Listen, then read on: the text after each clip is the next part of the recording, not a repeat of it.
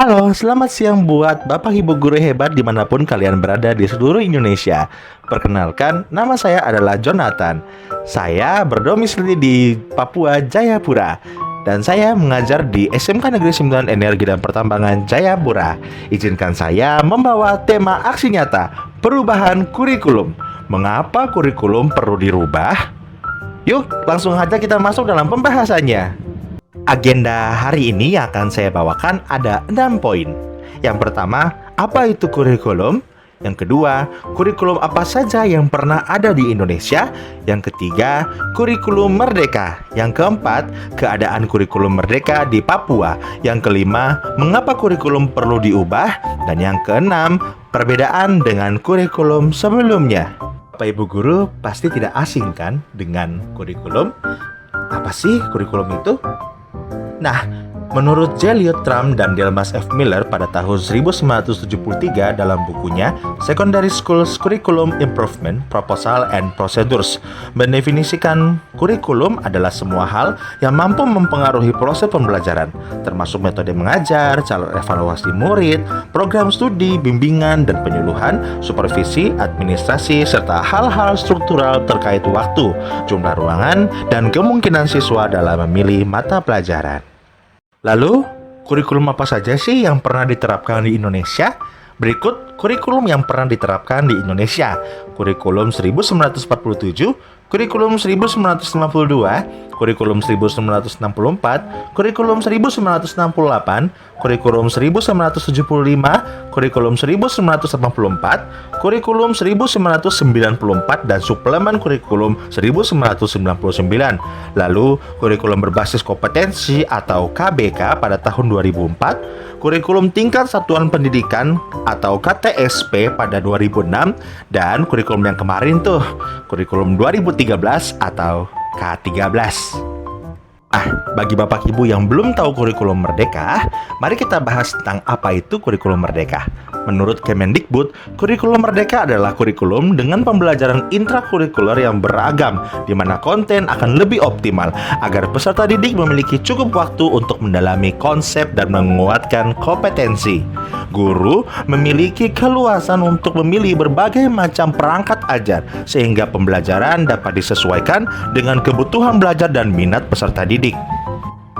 Kurikulum merdeka mempunyai karakteristik. Karakteristik yang pertama adalah pengembangan soft skill dan karakter, dan yang kedua fokus pada materi esensial, dan yang terakhir adalah pembelajaran yang fleksibel. Pada slide berikutnya kita disuguhkan dengan grafik tentang jumlah pendaftar IKM atau implementasi kurikulum merdeka secara mandiri jenjang SMA, SMK, dan SLB tahun 2022. Di sini Papua tidak ada ya dalam grafik, tapi saya sudah mendapatkan dalam Cendrawasih Pos pada websitenya yang diterbitkan pada tanggal 6 November 2023. Nah, di sini Kepala Dinas Pendidikan Kota Jayapura, Bapak Ellen Montolalu, telah mengungkapkan bahwa pergantian penerapan IKM di semua satuan pendidikan memang dari jenjang SD, SMP, SMA, dan SMK. Belum semua sekolah melaksanakannya. Dan harapan kami di tahun ajaran baru 2024, semua sekolah telah mengimplementasikan kurikulum merdeka pada semua satuan pendidikan, kata beliau pada hari Jumat, tanggal 3 bulan November. Kita masuk pada main course atau menu utamanya. Mengapa kurikulum perlu dirubah? Ya, tentu kurikulum harus dirubah. Kurikulum ini diatur untuk bisa mengikuti perkembangan zaman. Perkembangan zaman ya. Jadi pada setiap perkembangan zaman, otomatis generasi-generasi akan terus berganti-berganti. Anak-anak tidak akan seperti dulu lagi. Mereka akan mengikuti perkembangan zaman yang lebih fleksibel, seperti menggunakan media massa dan elektronik.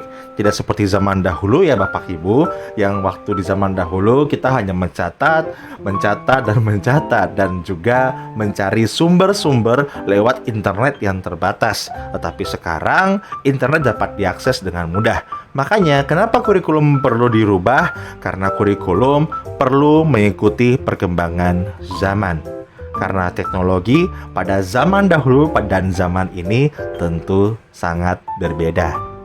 Kita masuk pada perbedaan K13 dan kurikulum merdeka.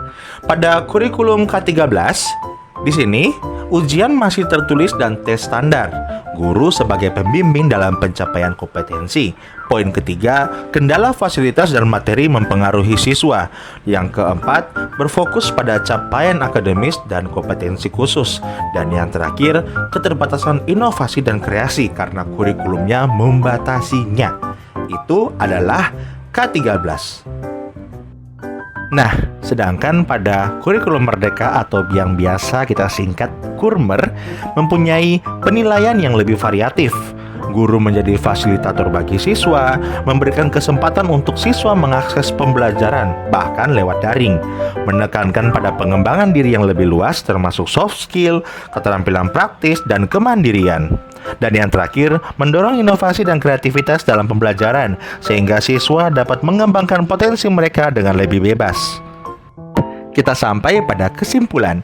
Kesimpulannya bagi saya pribadi, kurikulum perlu dirubah benar agar dapat mengembangkan minat belajar siswa-siswi di jenjang SD, SMP, SMA, dan SMK. Kurikulum mempunyai peranan penting sebagai pedoman atau akidah yang membuat guru dapat mengenal potensi-potensi khusus pada rencana pembelajaran yang dibuatnya, atau yang sekarang Bapak Ibu sebut modul ajar.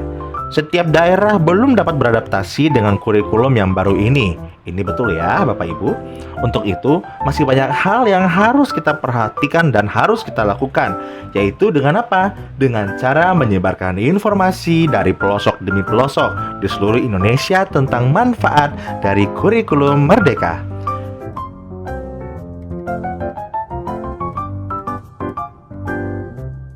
Baiklah, Bapak Ibu guru hebat, bagaimana? Apakah Bapak Ibu guru hebat telah paham tentang apa itu kurikulum dan alasan mengapa kurikulum perlu diubah? Kalau sudah paham, jangan lupa untuk typing di kolom komentar pada platform Merdeka Mengajar. Dan jangan lupa juga untuk share video ini jika video ini bermanfaat buat Bapak Ibu guru hebat dimanapun Bapak Ibu guru hebat berada. Jangan lupa tetap semangat mengajar dan tetap sukseskan Merdeka Mengajar. Saya Jonathan pamit undur diri dulu dan terima kasih telah menonton konten ini sampai selesai. Assalamualaikum warahmatullahi wabarakatuh. Shalom, salam sehat buat kalian semua. Sampai jumpa. Bye-bye.